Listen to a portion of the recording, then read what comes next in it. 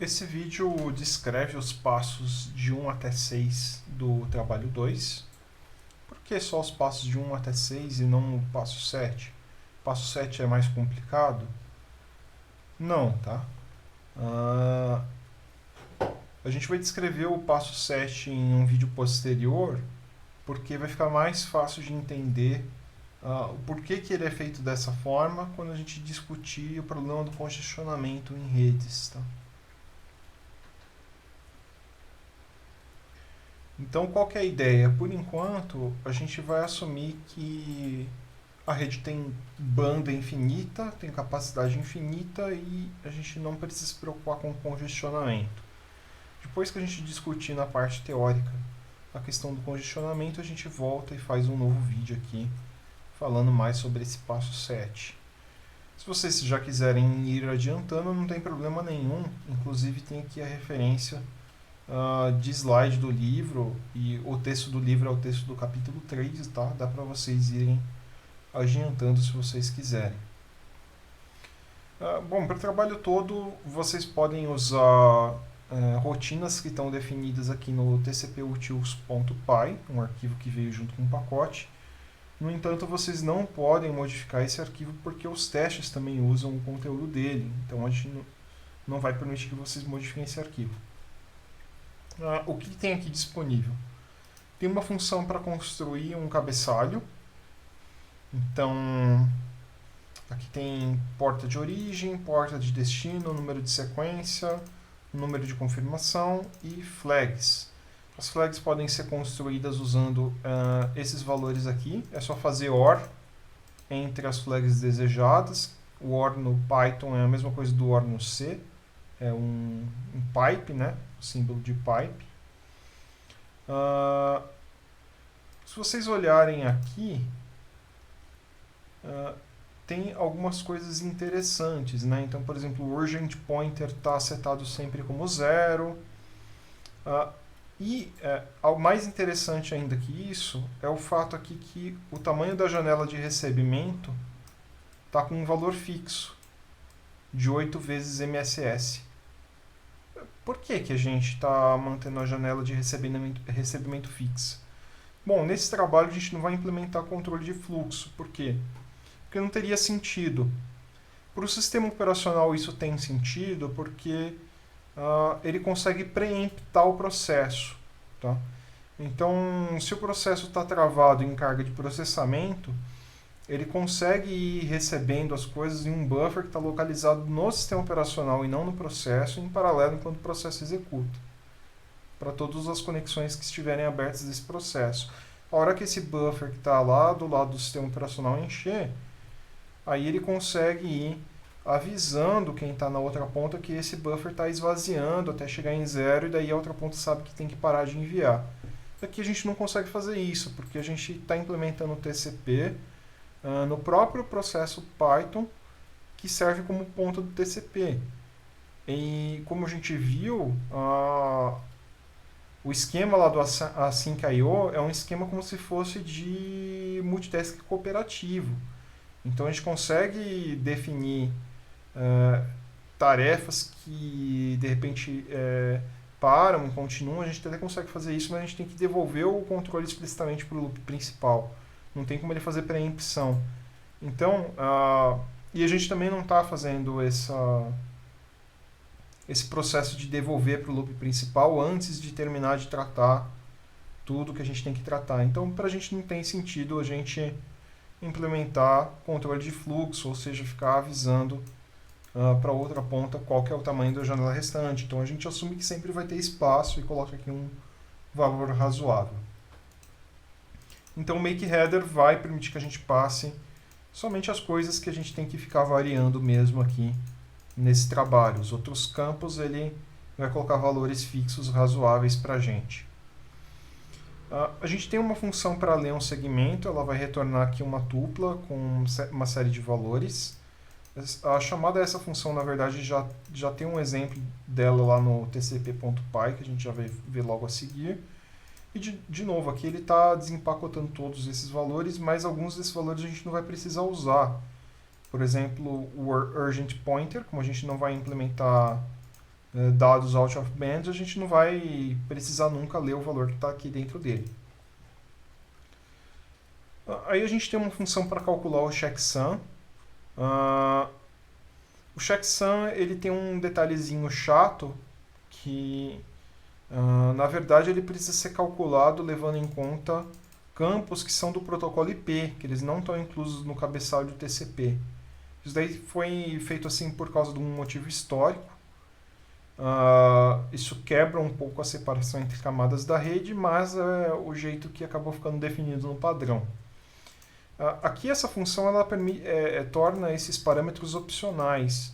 Então, se de repente você adicionar esses endereços manualmente aqui dentro dessa sequência de bytes, não precisa passar. Mas se quiser passar, dá para passar aqui por esses parâmetros.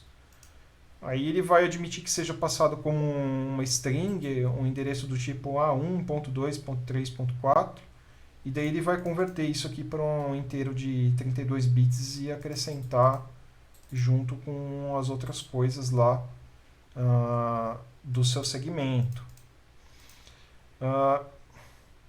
Algo interessante do cálculo de checksum é que ele é feito somando de 16 em 16 bits todos os dados da parte TCP do pacote, mais essa pequena parte que é lá referente ao protocolo IP.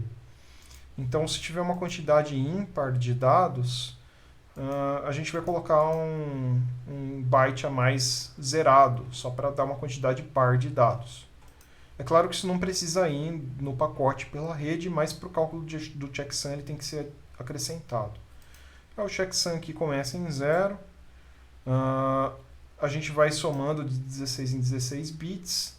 E aí aqui a gente tem esse vazamento complemento de 1. Tá? Que se exceder aqui o tamanho máximo de 16 bits, ele vai pegar só os 16 bits menos significativos e somar 1 ao resultado. Então essa é a forma basicamente como é feito o cálculo do checksum. E no final ele tem que ser negado. Então vocês não vão precisar fazer o cálculo do checksum, está pronto aqui para vocês, mas eu comentei aqui só para vocês entenderem como que ele é calculado, mais ou menos, não tem muito segredo.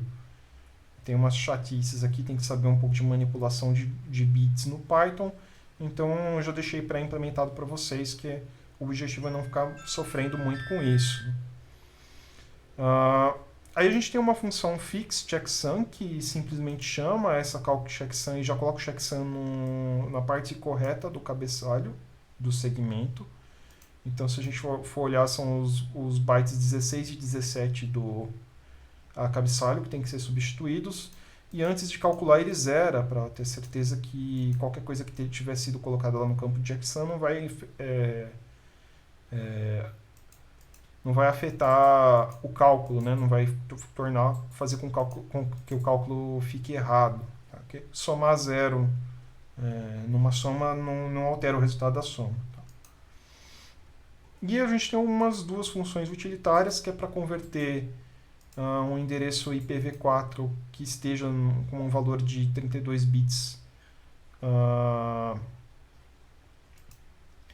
para essa notação aqui, separada por pontos. Então, aqui na verdade é uma sequência de bytes, de 4 bytes, né? O endereço tem 32 bits, é uma sequência de 4 bytes.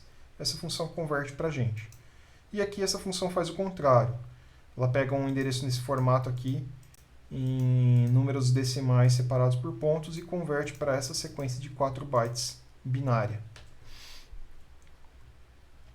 Bom, vamos lá ao tcp.py. O que já vem pronto?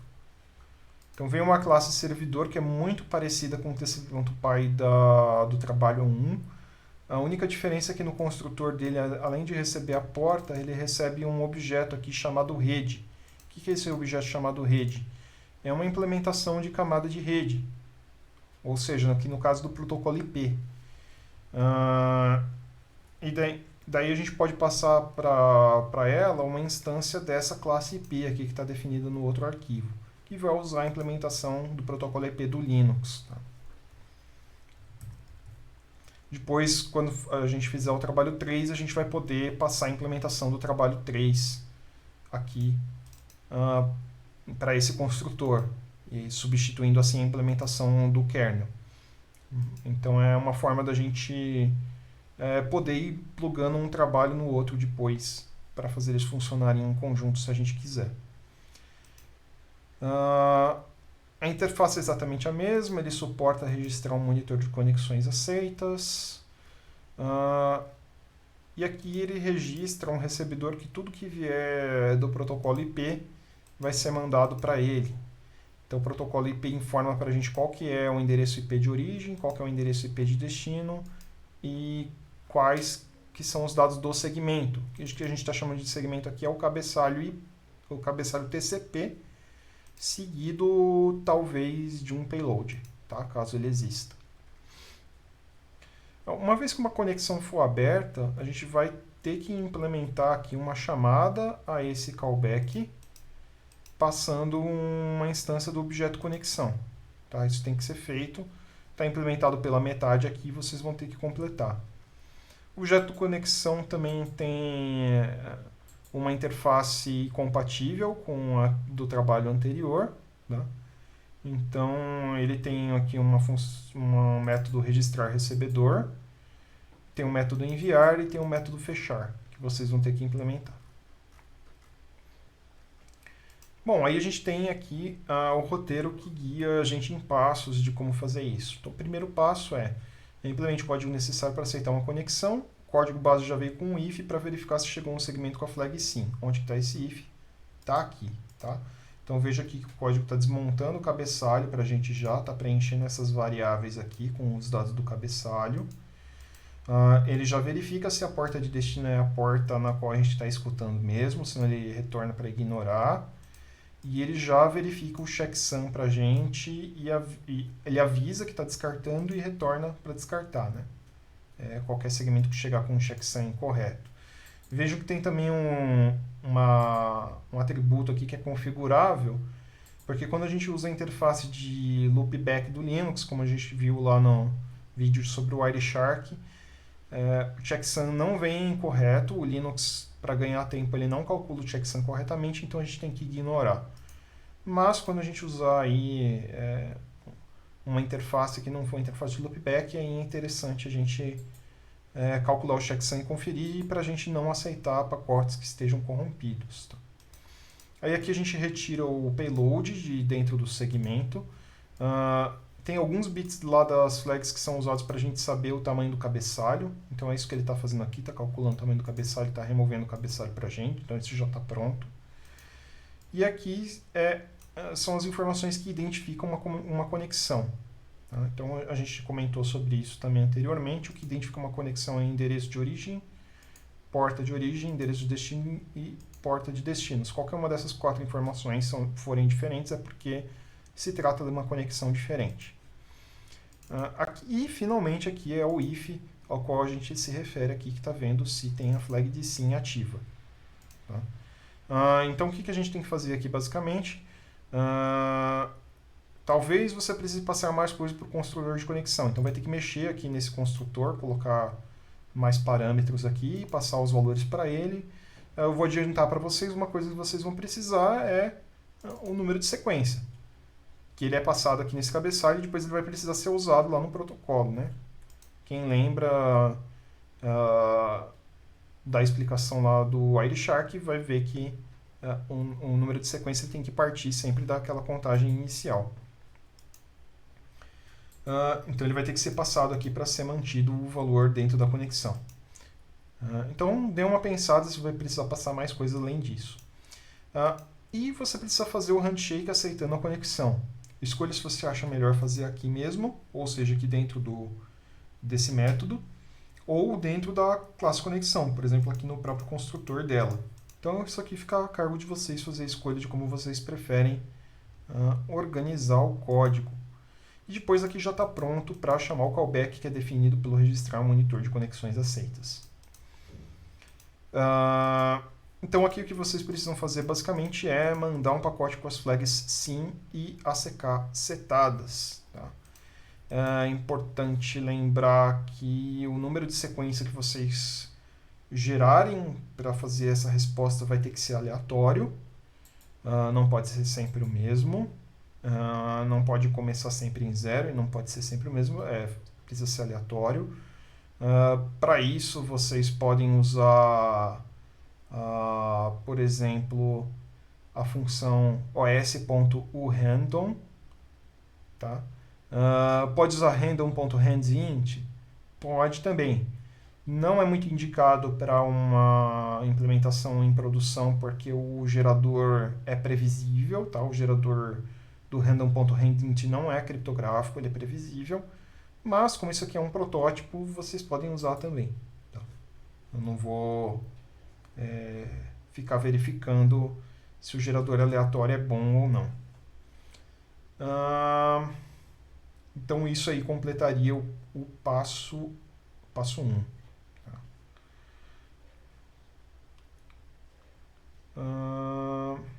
Lembre-se que, como resposta, o cliente vai enviar um segmento contendo a flag ACK e, além disso, também já pode conter os primeiros dados enviados pelo cliente, mas disso nós vamos tratar no próximo passo. Então, aqui, vocês no passo 1, vocês ainda não precisam tratar aquele terceiro pacote do handshake. Tá? Então, se vocês olharem aqui o código-fonte do teste, vocês vão ver que ele está fazendo o que aqui, basicamente?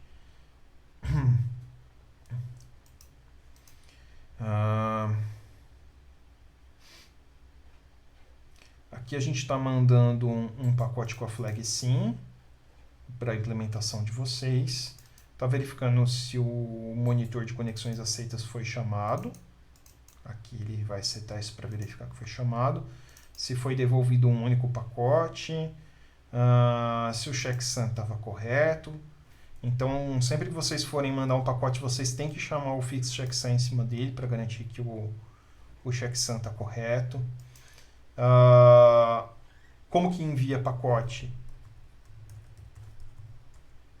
Então, para enviar pacote, vocês usam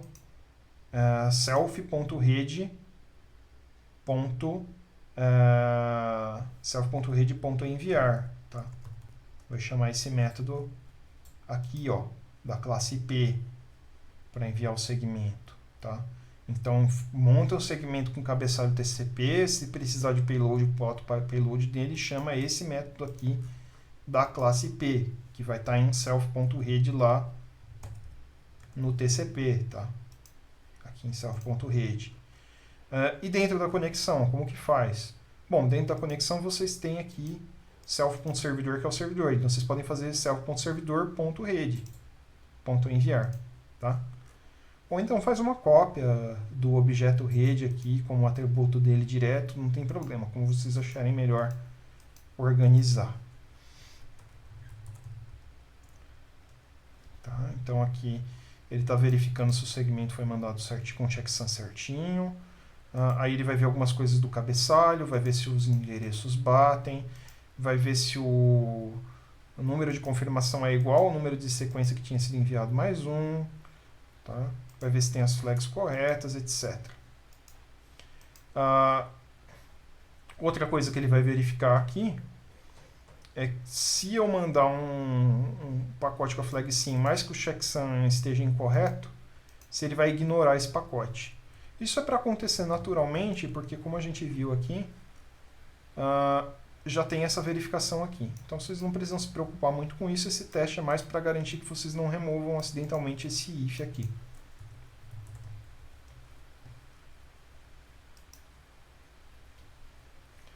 E depois aqui a gente tem um teste para verificar se o número de sequência que é utilizado na resposta lá no SYNAC é sempre diferente. Basicamente isso.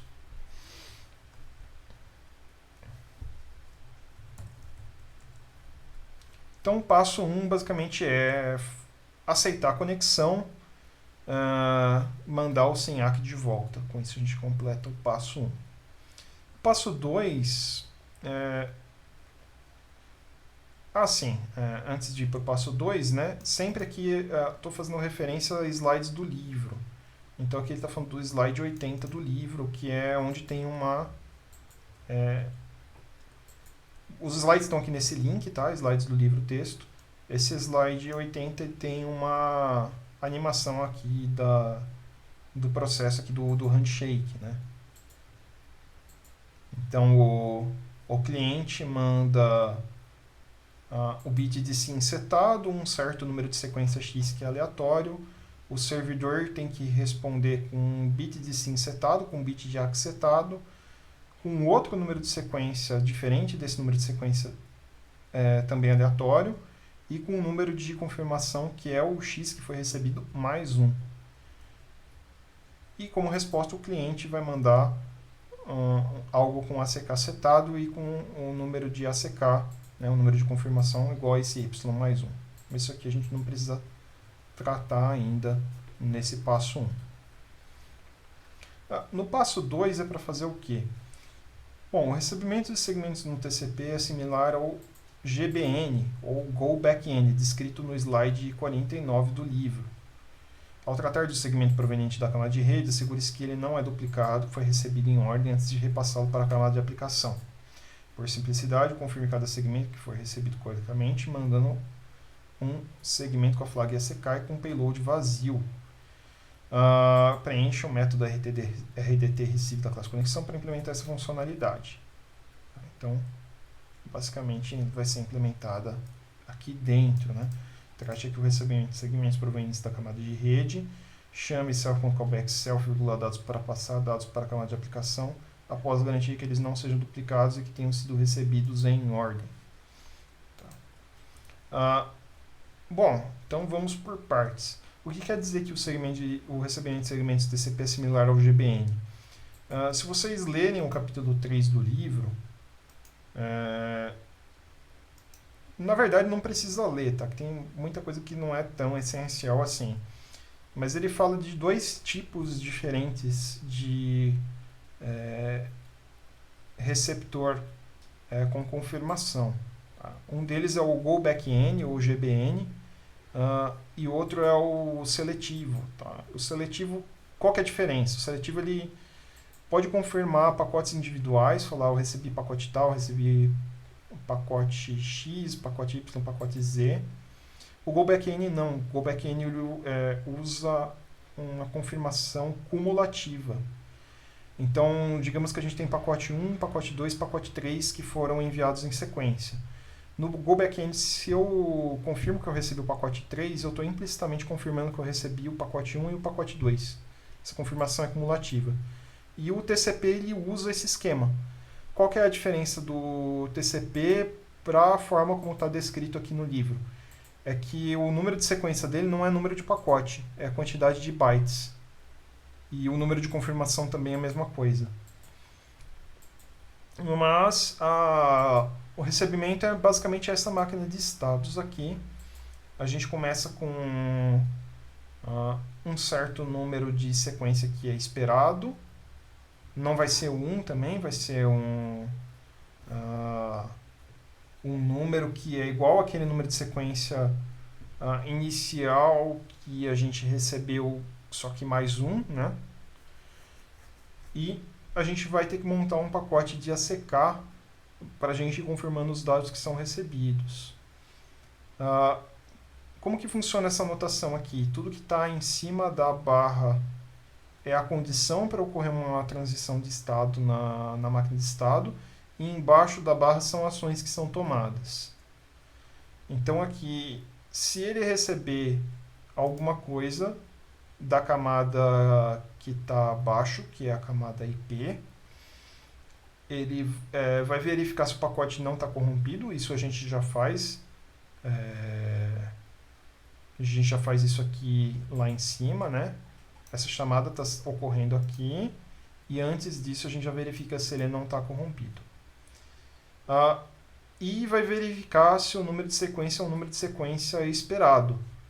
Bom, isso a gente não faz aqui, vocês vão ter que implementar. Então vai ter que pegar o número de sequência aqui que foi recebido, né? E verificar se ele é o número esperado.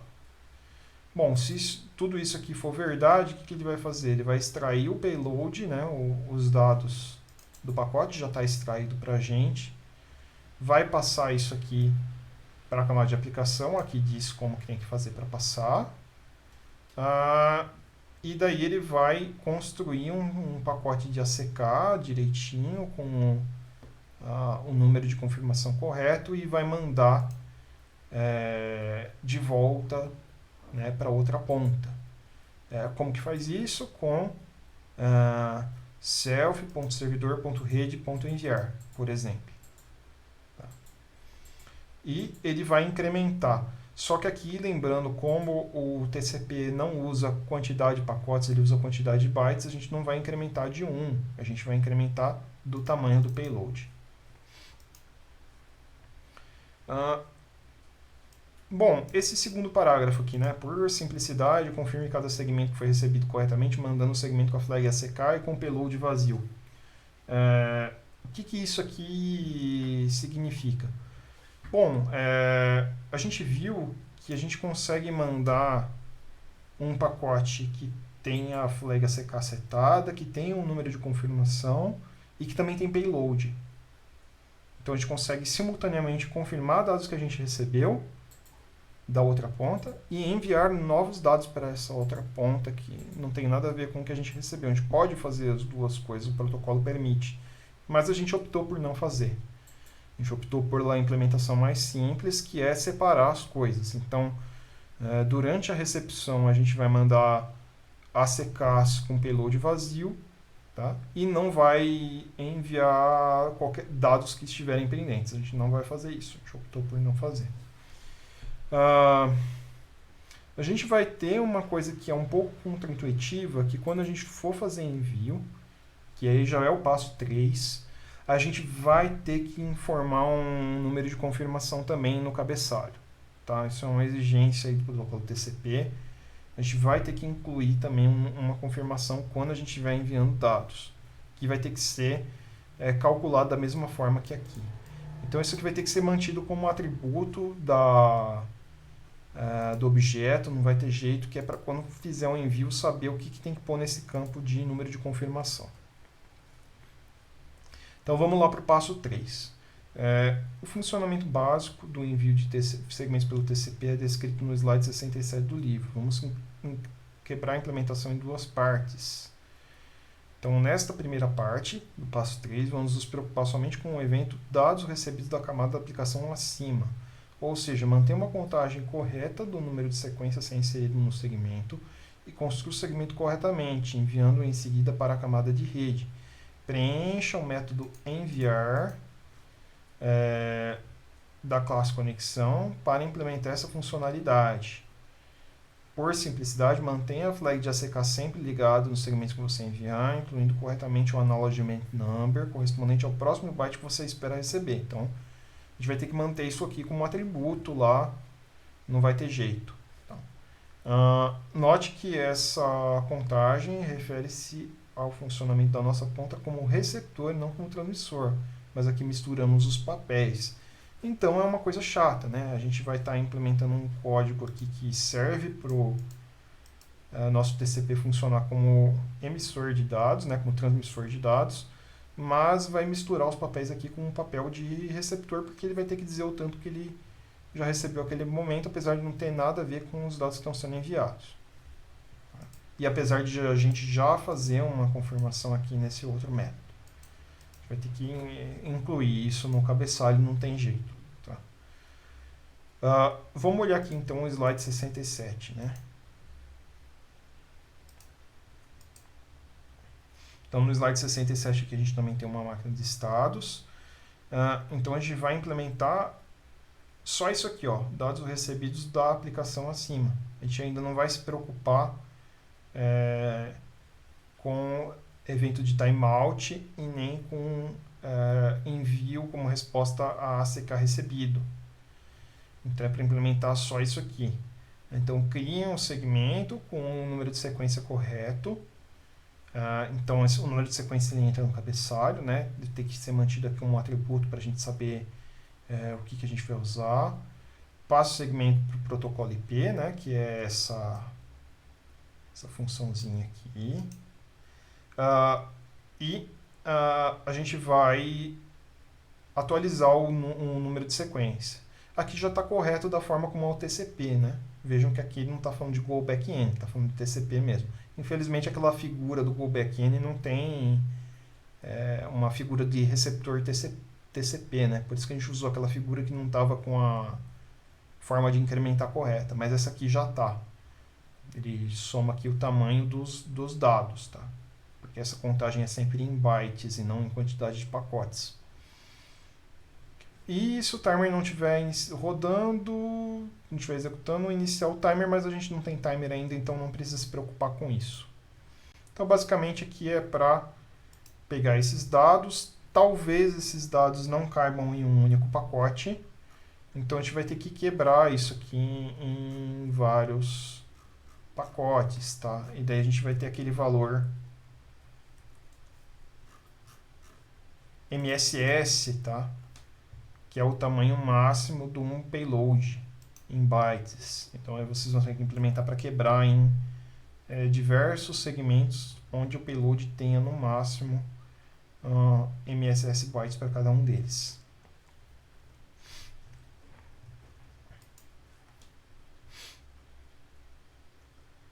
Bom, passo 4. Antes de prosseguirmos com a segunda parte da implementação da máquina de estados de envio, sugerimos dar uma pausa e antes tratar do fechamento de conexões. Assim você terá um protótipo básico que poderá ser usado para conversar, por exemplo, com o Netcat, desde que você esteja em uma rede ideal, sem perdas, com banda sobrando, etc. Ou seja, por exemplo, a rede de loopback. Tá? O fechamento de conexões é descrito no slide 83 do livro. A gente já viu também no Wireshark como que ele acontece, né? Uma das pontas escolhe fechar a conexão enviando um segmento com a flag FIN, a outra ponta confirma o recebimento do FIN mandando um ACK para que o encerramento da conexão ocorra de forma limpa, a outra ponta deve eventualmente fazer a mesma coisa, fechar a conexão enviando um FIN. Por simplicidade, você pode assumir que o cliente é o primeiro a pedir para fechar a conexão. Então, a gente não precisa ficar se preocupando em verificar se o cliente já pediu para fechar. A gente vai assumir que se o servidor está fechando é porque o cliente já pediu. Tá? Então, mas só olhando aqui de novo como que funciona, né? O cliente manda um FIN, número de sequência X. O ACK tem que ter X mais 1. Então, esse é um daqueles casos especiais, né? A gente falou de casos especiais quando tem SYN setado ou quando tem FIN setado. Apesar do payload ser vazio, a gente tem que somar 1 com relação ao número de sequência recebido no número de confirmação. Tá? E, eventualmente, aí o servidor manda fechar. E, quando ele fizer isso, ele vai mandar um FIN para o cliente e o cliente vai confirmar. Daí a conexão foi fechada de verdade. Quando receber pedido de fechamento, faça o callback da classe conexão ser chamado, passando com um argumento dados uma string de bytes vazia para sinalizar o fechamento de conexão para a camada de aplicação. Então, se a gente receber aqui algo com o flag FIN setada, a gente vai ter que chamar o callback passando aqui a string de bytes vazia para a camada de aplicação. Lembrem-se que esse é exatamente o mesmo comportamento que a implementação oficial do Linux tem. Né? Então, quando a gente recebe, a gente está esperando para receber dados e a conexão é fechada, ele vem uma string vazia. Tá? Então, a string vazia nunca vai vir naturalmente, né? Só quando ocorrer o fechamento. Como a gente está esperando para receber, ele sempre vai esperar juntar pelo menos um byte para chamar esse callback em condições normais que não seja o fechamento de conexão. Então, essa é a convenção que o Linux segue, a gente vai seguir a mesma convenção. Além de responder corretamente com um ACK. Então, a hora que a gente receber esse FIN, a gente vai responder um ACK seguindo essa regra especial de que o número de confirmação tem que ser somado a 1, mesmo que, embora o payload seja vazio. Tá? Aí, quando o método fechado da classe conexão for chamado, envia um segmento com flag FIN. Então, aqui vocês vão construir um segmento com esse cabeçalho, com a flag FIN, montar a checksum certinho e enviar aqui usando self.servidor.rede.enviar, aí eu passo o segmento, passo o endereço de destino como argumento. Então vejam, muito importante, vocês sempre vão enviar os segmentos aqui de ACK, etc., usando esse método. Não é para usar esse método da própria classe conexão, isso aqui é para enviar coisa com payload, tá? Então chame isso aqui direto aqui dentro de fechar, dentro de RTT receive para fazer a resposta dos ACKs. Isso é um falha de compreensão bastante comum, tá? Achar que é para chamar isso aqui. Não, isso aqui é só para ser chamado externamente. O único código que vai chamar esse método aqui é o código lá do IRC, tá? Da camada de aplicação. Se você implementou todos os passos até aqui, você deve ser capaz de executar o arquivo exemplo integração em um sistema Linux. Leia antes os comentários no início do arquivo, né? Então tem que rodar esse comando aqui, porque senão o Linux vai ficar fechando as conexões, que ele vai tentar ficar tratando pela implementação do kernel. Então isso aqui é para ele ignorar esse negócio e senão não vai funcionar, tá? Então vejam que é basicamente a mesma coisa do esqueleto anterior lá, só que agora para a gente construir aqui o servidor, a gente tem que passar uma instância dessa classe aqui IP, além da porta que a gente vai escutar. Então vocês podem chamar isso aqui, é um servidor que faz eco. Então se chamar um NC localhost 7000 e ficar mandando coisa, ele vai responder exatamente com o que vocês enviaram. Então já tem uma implementação básica funcionando depois de implementar até o passo 4. Aí, passo 5. Vamos voltar agora ao slide 67 do livro para implementar a segunda parte do transmissor. Então, está aqui o slide 67. Opa! Slide 67 do livro. Faça sua implementação ser capaz de lidar com perda de pacotes. Para isso, você vai precisar de um timer. Então, há um exemplo no código, mas ele está posicionado no local errado. Você deve movê-lo para os locais do código onde realmente é necessário iniciar um timer. Onde? Bom, está escrito aqui, ó, start timer, start timer, start timer. Por enquanto, você pode usar um valor constante, não use um valor muito grande. Que valor que é razoável? Meio segundo, 1 segundo, tá? Para o intervalo do timer. Então, onde está o exemplo aqui de como criar um timer? Ele está aqui, ó, no construtor de conexão, ele está no local errado. Aqui não é um local adequado para iniciar um timer, só um exemplo, tá? Então, uma chamada da biblioteca async.io. Aqui ele está iniciando com 1 segundo, que é um dos valores lá que eu recomendei para vocês usarem inicialmente. Depois a gente vai alterar isso em um passo posterior. E aqui a gente pode passar aqui uma função, um método que é para ser chamado quando passar esse 1 segundo. Esse timer ele pode ser cancelado, tá? Como que faz isso? Chamando esse método aqui. Por que isso é importante? Se vocês olharem a descrição aqui do protocolo TCP, vocês vão ver que o TCP nunca precisa de mais de um timer simultaneamente rodando. Um timer só é suficiente para a gente implementar o protocolo TCP. Tá? Então, isso daí é muito importante porque em sistemas embarcados, se a gente tivesse que subir um monte de timer, ficaria muito pesado a implementação. Também, mesmo nos servidores parrudos, como eles têm que lidar com muitas conexões, seria extremamente complicado se a gente tivesse que subir diversos timers para uma única conexão. Então isso aqui simplifica bastante a implementação. Então vocês podem, sempre que for iniciar um timer, dá para verificar se já não tem um timer rodando e daí cancelar ele e iniciar um outro, por exemplo. Tá? Então mantém esse timer como atributo e daí dá para ver se já tem um timer rodando, dá para cancelar ele.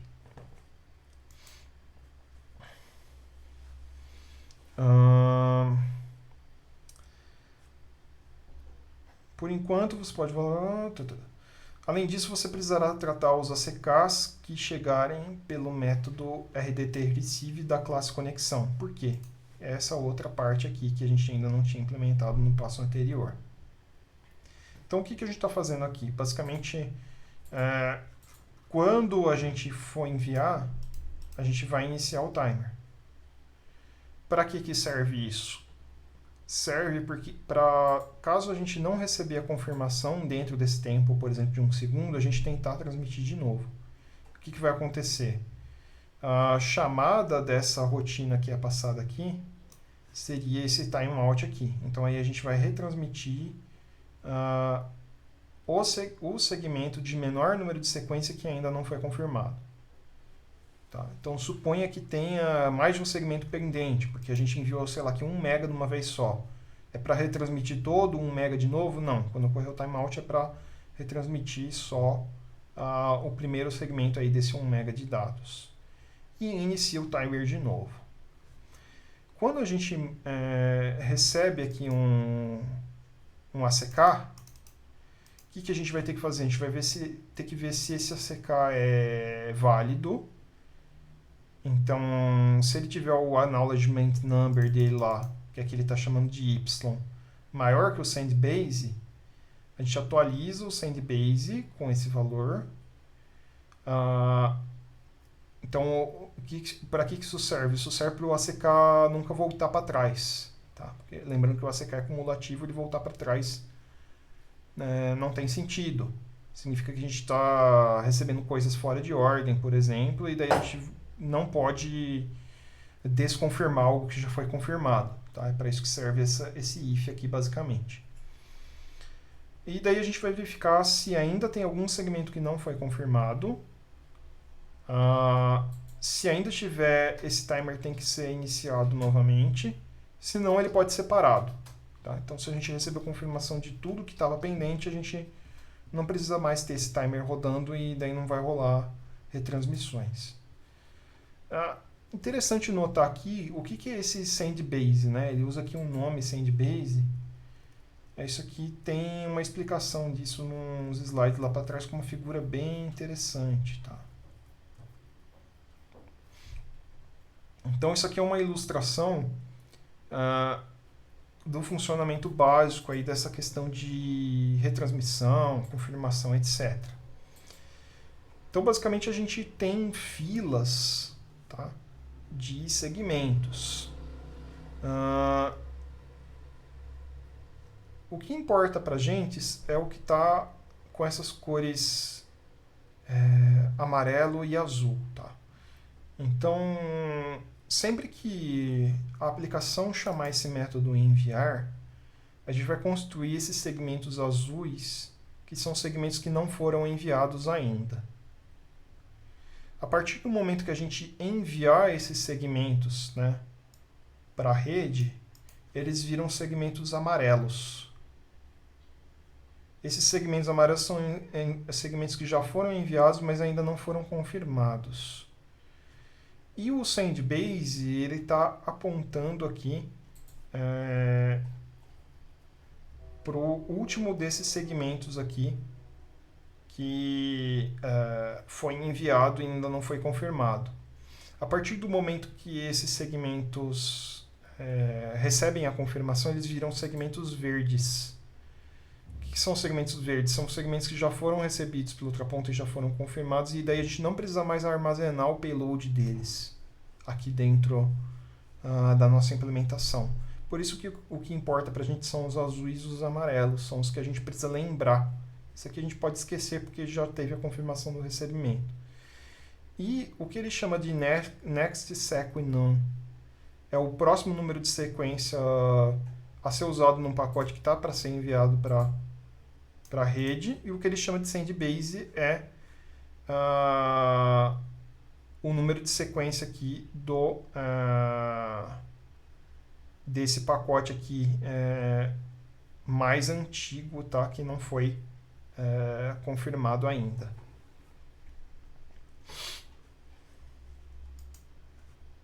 Então é isso que significa sendbase lá naquele diagrama, tá? Por isso que ele está usando esse nome, para fazer referência a essa figura. Bom, passo 7. Até aqui a gente estava usando aquele valor fixo, né, para o timer. Só que não é interessante a gente ficar fazendo retransmissão se de repente a gente está muito distante da outra ponta e na verdade a gente não recebeu a confirmação porque por causa dessa distância demora para o pacote se propagar. De repente a gente está a vários e vários quilômetros de distância, daí pela velocidade da luz vai demorar mesmo para ele ir e voltar, né? Que é aquele tempo que a gente chama de RTT, tempo de ida e volta. Então nesse passo 6 a gente vai estimar esse RTT, não tem como a gente ter certeza dele, ele pode variar, como a gente viu lá na primeira aula teórica, né? Não é algo necessariamente fixo. Então a gente vai ficar estimando e constantemente melhorando essa estimativa e acompanhando o status da rede para atualizar essa estimativa. E daí vai usar isso para definir um valor adequado aqui para quando a gente for criar um timer. Tá? Então aqui, em vez de ter o valor fixo 1, a gente vai utilizar alguns atributos aqui que a gente vai colocar nesse objeto para calcular um valor adequado. Então, calcule o timeout interval de acordo com as equações dos slides 62 e 63.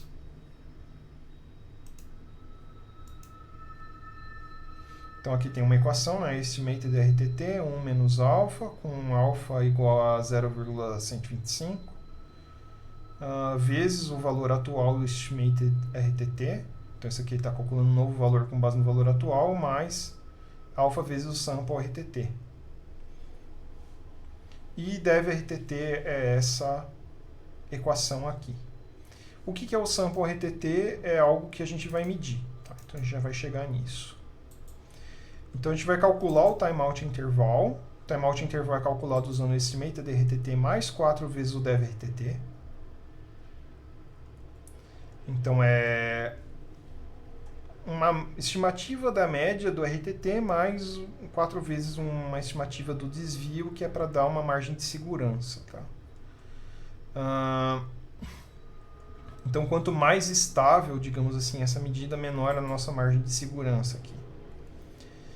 Então, para medir o sample RTT, meça o tempo que se passa, por exemplo, com time.time. Então, tem essa funçãozinha de biblioteca do Python, que retorna um valor lá, um float, em segundos desde 1970, né?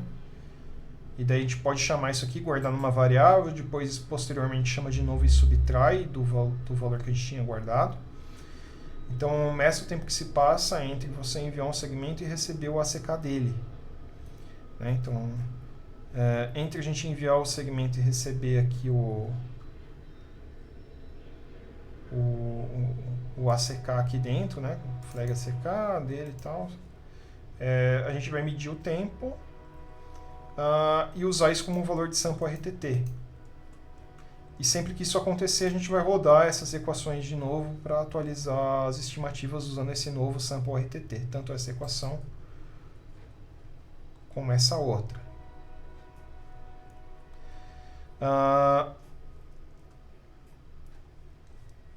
Não leve em conta segmentos que estiverem sendo retransmitidos, apenas aqueles que estiverem sendo transmitidos pela primeira vez. Tá?